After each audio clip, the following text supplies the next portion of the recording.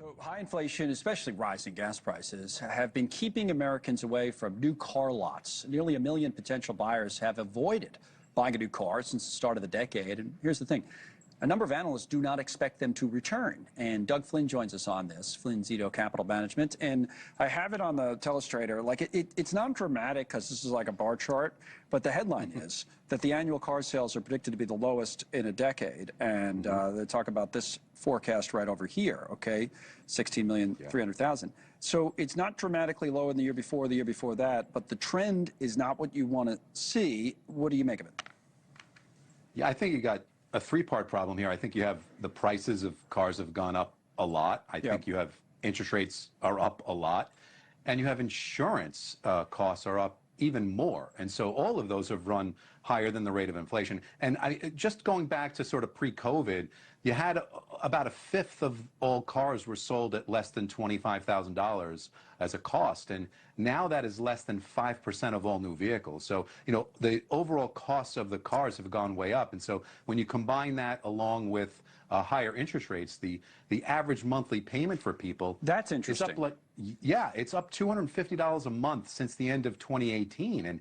And you now have 20% of the people paying over $1,000 a month for their car payment. And some of them are stretching to 6 and 7 years. And so that means people are like, you know what, I'm going to keep my older car a little longer. And right, well, that is more dramatic, right? If you look at, see that bar chart? So like in 2020, it was less than 5% of these loans are over $1,000. And here we are 5, 6 years later, and we're up to 19% in the last few years. So, you know, that speaks, that's a wider story, it seems like, than just cars, you know, like in terms of what the economy is going through.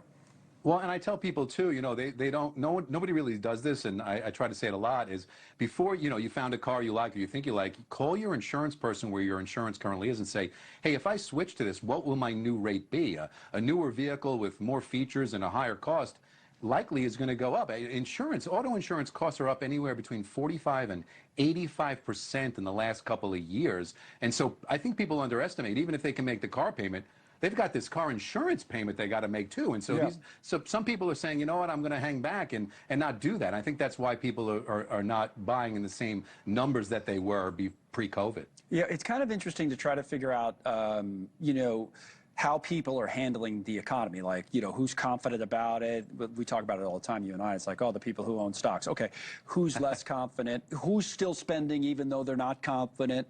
Who's, you know, not saving as much money, but they're still spending a lot? And that today, that's the next thing. The personal savings rate in this country, this new number came out, really went down a lot, 2.6%. This is in chart form.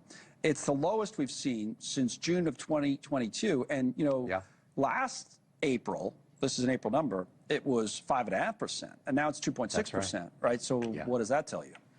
So a couple of things. One is personal incomes were negative after inflation. They went down 0.1%. Spending actually is up 0.5%. So if your income is down and your spending is up, where is that money coming from? Guess where? Your savings. Right. And so the problem is that, you know, cutting that rate down is what you see there. That's a direct result of that. Is now people are in probably not as good a situation to handle any emergencies, or if they lose their job, and their cash cushion is now diminished if they even have that. But some of these people did. That's how they kept the spending up. And so you're also seeing a real bifurcation too in the spending. At the lower end, spending really has not kept up, but the higher end are still spending, and so it kind of masks those numbers. It's really concentrated over there. But that's the worry: is spending, saving going down is the result that you can't. First, you have to save, then you can invest. You can't invest if you don't save, and if you're using all your savings on gas and other expenses that you weren't expecting, or higher insurance or car costs, it doesn't leave you much to build that savings, then ultimately get into the investor class, which is what we want everybody to get into. Right. Well, you know, they're launching those Trump accounts today, which I've said before. It sounds like, you know, you laugh, but not a horrible idea. The app is launching today to get more people into that investor class. I don't know if it solves everything, but I don't think it's a terrible idea. We talk this week, I think, probably twice already, maybe, about some form of like consumers being less confident, like sentiment or confidence.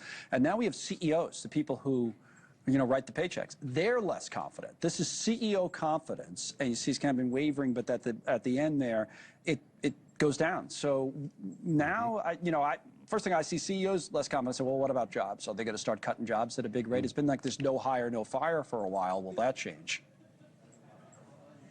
Well, I think, right now there's definitely more pessimism than optimism from the CEOs. And the biggest change is how quickly this turned. I think that's sort of the big takeaway here is it moved, you went away from earlier in the year, you had deregulation, tax cuts, and all this great growth. And now they're focused on how am I going to handle the higher oil prices and transportation costs and all of that. And so the good news is that just because CEOs are cautious doesn't mean it automatically translates into them being frozen and doing something differently. That has not happened yet. We haven't seen a pullback in capital spending, and you mentioned the no hire, no fire. There hasn't really been a big move there. The problem is that if CEOs remain on the low confidence side and that continues for an extended period of time, then it can translate into those things. They stop investing, they stop growing, they stop hiring. Some of those things will start to happen. Hasn't happened yet, but the first sign is to see where they are on their confidence. Still spend a lot of money on AI, that's for sure. We'll talk about that next hour. Thank you, Doug. There's the closing bell on Wall Street.